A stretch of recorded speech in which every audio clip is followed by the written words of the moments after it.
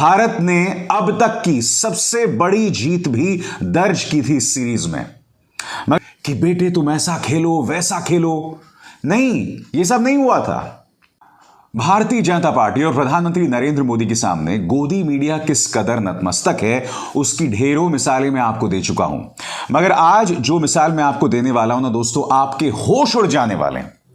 याद कीजिए, हाल ही में भारत और श्रीलंका के बीच वनडे और T20 सीरीज हुई थी, जिसके अंदर भारत ने शानदार जीत दर्ज की थी।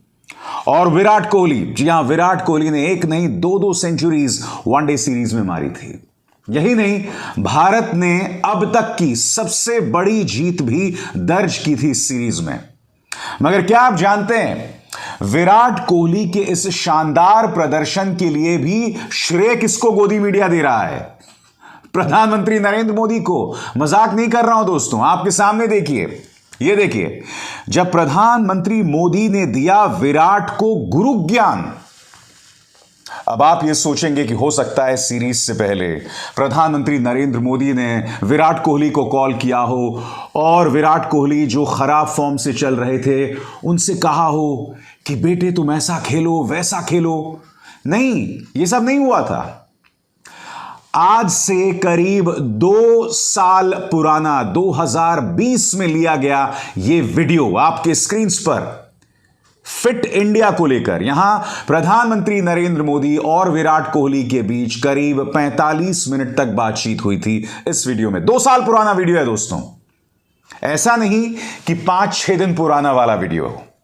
2 साल पुराने वाले वीडियो के बारे में आज तक यह कह रहा है जब प्रधानमंत्री मोदी ने दिया था विराट को गुरु ज्ञान।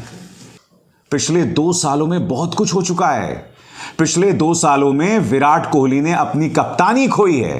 पिछले 2 सालों में भाजपा के प्रचार तंत्र ने विराट कोहली पर हमले की तमाम हदों को पार किया है। और जानते हैं क्यों? क्योंकि जब भारत पाकिस्तान के साथ हार गया था तो विराट कोहली मोहम्मद शमी के साथ खड़े दिखाई दिए थे। क्योंकि भाजपा और नफरती प्रचार तंत्र मोहम्मद शमी पर लगातार निशाना साध रहा था, तब विराट कोहली पर इनके प्रचार तंत्र ने हमला बोला था। और आज क्या कह रहे हैं? जब प्रधानमंत्री मोदी ने दिया था विराट कोहली को गुरु ज्ञान।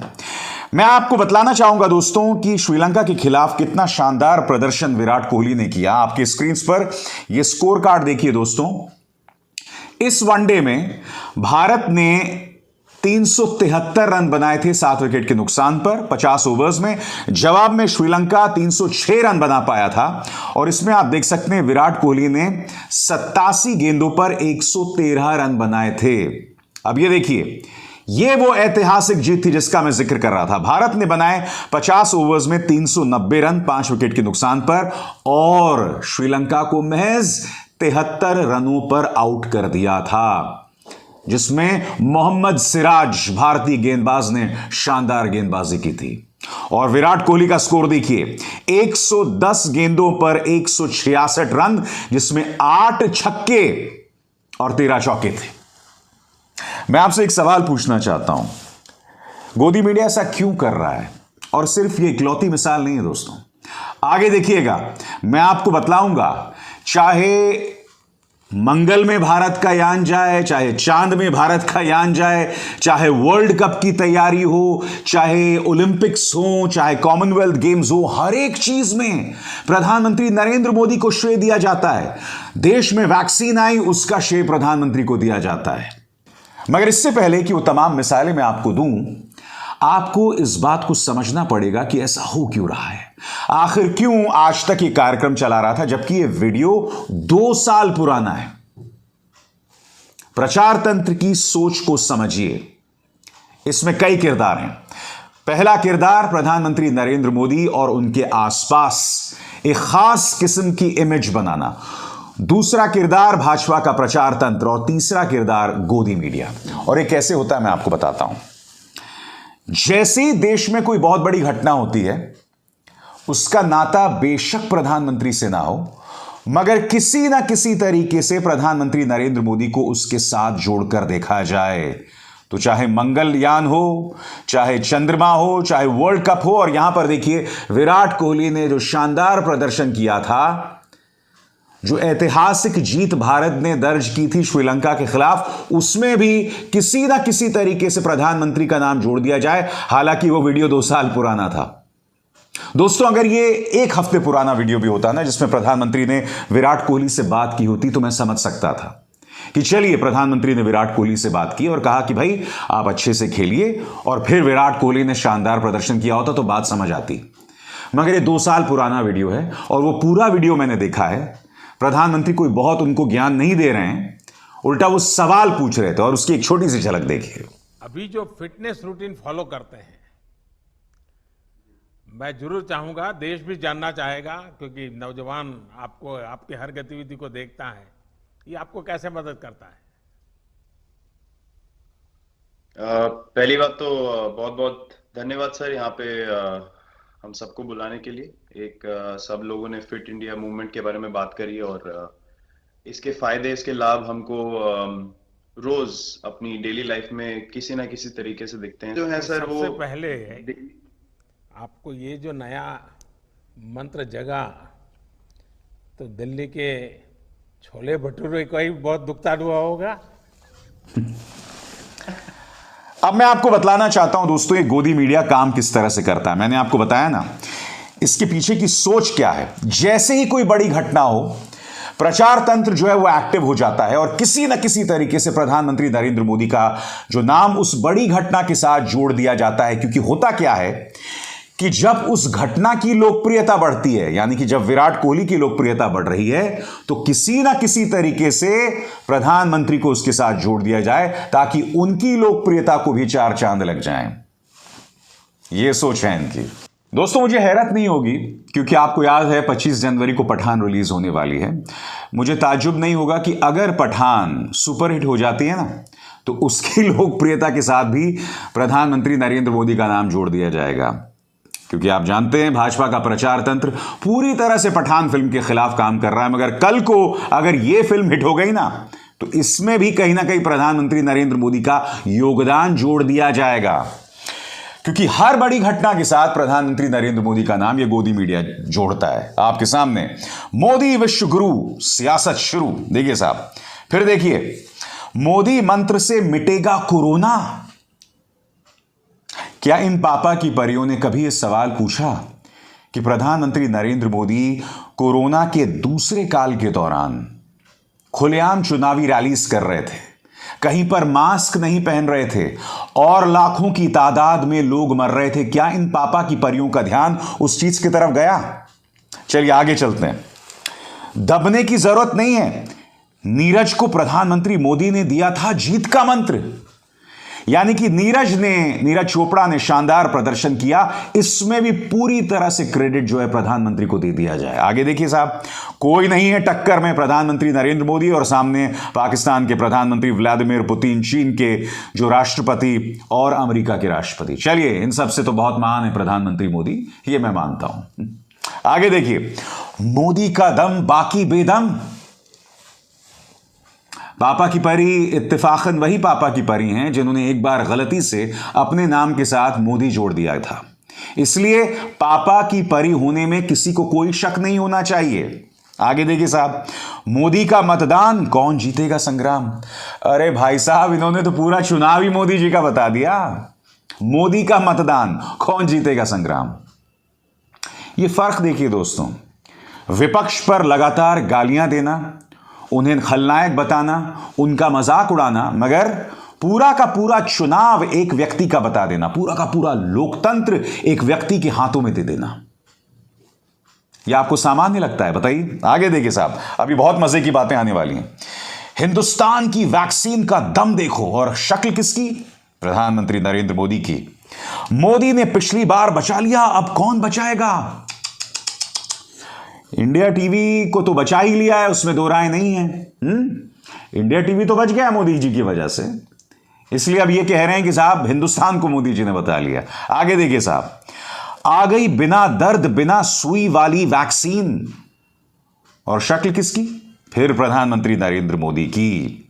और ये देखिए साहब, नॉस्ट्रैडमस, वो व्यक्ति जिसके बारे में कहा जाता था उसने कई सालों पहले दुनिया के भविष्य के बारे में बता दिया था, उसमें भी प्रधानमंत्री जी को जोड़ दिया गया है। हालांकि नोस्ट्राडामस और प्राइम मिनिस्टर मोदी में सिर्फ एक समानता है, दोनों की दाढ़ी है।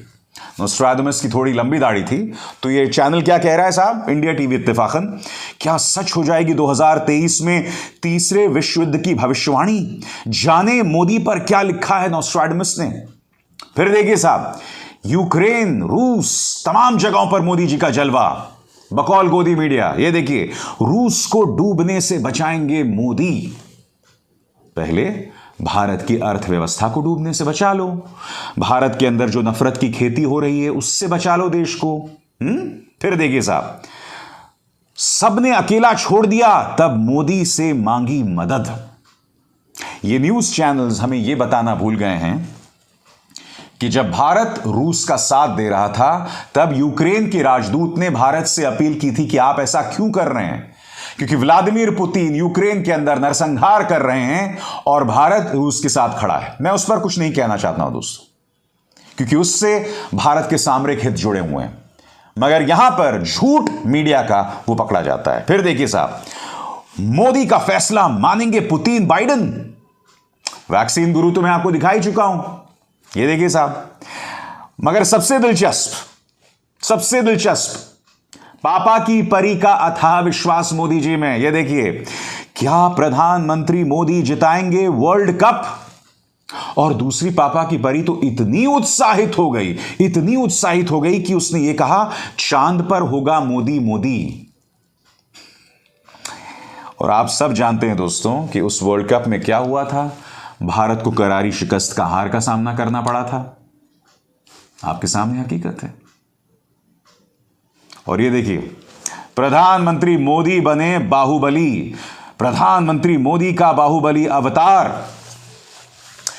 दोस्तों, इस सब का मकसद क्या है कि प्रधानमंत्री नरेंद्र मोदी को एक महामानव के तौर पर पेश किया जाए। मगर आप जानते हैं सबसे बड़ी त्रासदी, जब बड़ी बड़ी त्रासदियां होती हैं जिसमें भाजपा सरकार की गलती होती है, उसमें भी प्रधानमंत्री मोदी को एक नायक के तौर पर, एक महामानव के तौर पर पेश किया जाता है। आपके सामने मोरबी पुल हादसा होता है, 150 लोग मारे जाते हैं।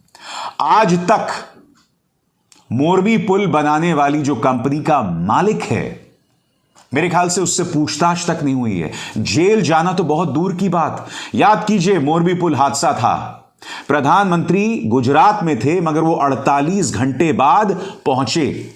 और उसके दो कारण थे, क्योंकि उनकी राजस्थान में रैलीज थी, गुजरात में रैलीज थी। प्रधानमंत्री चाहते थे कि वो तमाम रैलीज पूरी की जाएं और उसके बाद मैं मोरबी जाऊंगा। और राजकीय शोक की घोषणा भी करीब 48 या 60 घंटे बाद की गई, ताकि तमाम चुनावी कार्यक्रम हो जाएं, क्योंकि आप जानते हैं राजकीय शोक के दौरान चुनावी कार्यक्रम नहीं होते हैं। मैं आपको दिखाता हूं मोरबी के दौरान भी प्रधानमंत्री नरेंद्र मोदी को किस तरह से मीडिया ने पेश किया था। आपके स्क्रीन पर मोरबी में नम हुई प्रधानमंत्री मोदी की आंखें। मगर प्रधानमंत्री मोदी के लिए चुनावी रैलीज कितनी जरूरी थी ये लोग नहीं बता रहे हैं। आगे देखिए, मोरबी का नाम लेते ही भावुक हुए मोदी। बिल्कुल भावुक हुए मोदी, मगर हकीकत यह है कि प्रधानमंत्री मोदी तुरंत नहीं गए, उन्हें चुनावी रैलीज जो अटेंड करनी थी। फिर देखिए, मोरबी में मातम, मोदी का मरहम। और ये देखिए, यूरोप में मोदी, थम जाएगा युद्ध। प्रधानमंत्री मोदी जाते हैं और थम जाएगा युद्ध। मगर आप जानते हैं सबसे दिलचस्प, सबसे बेहतरीन ये देखिए, इंडिया के पापा।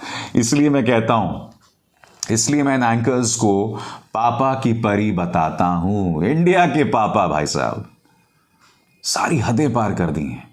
मैं नहीं भूला हूं, एक बार कन्हैया के साथ संबित पात्रा डिबेट कर रहे थे और उन्होंने कहा था कि मोदी देश के बाप हैं। संबित पात्रा ने कहा था, और अब पापा की परियां अपने कार्यक्रम चलाते हैं जिसमें लिखा है इंडिया के पापा प्रधानमंत्री मोदी की तस्वीर के साथ। दूसरी पापा की परी, लो मोदी अब छोड़ेंगे नहीं महाभारत। पापा की परी के गुस्से को समझिए। मेरे पापा जो हैं वो महाभारत नहीं छोड़ेंगे, बकौल पापा की इस परी के। और अंत में, जैसे कि कुछ देर पहले मैंने आपको बताया था, CWG 2022 प्रधानमंत्री मोदी ने दिया जीत का मंत्र, अब बरसेगा सोना ही सोना। जीत का मंत्र दे दिया है साहब, सोना ही सोना बरसेगा। यह कार्यक्रम मैं आपके सामने क्यों कर रहा हूं? आपको यह बतलाने के लिए कि यह है हमारा मीडिया जो करोड़ों घरों तक पहुंचता है। इनका सिर्फ एक काम है, प्रधानमंत्री नरेंद्र मोदी का महिमा मंडन। अगर आप भाजपा के कट्टर भक्त हैं, अंध भक्त हैं, तो खुल के देखिए इन चैनल्स को, मजा ही आएगा आपको।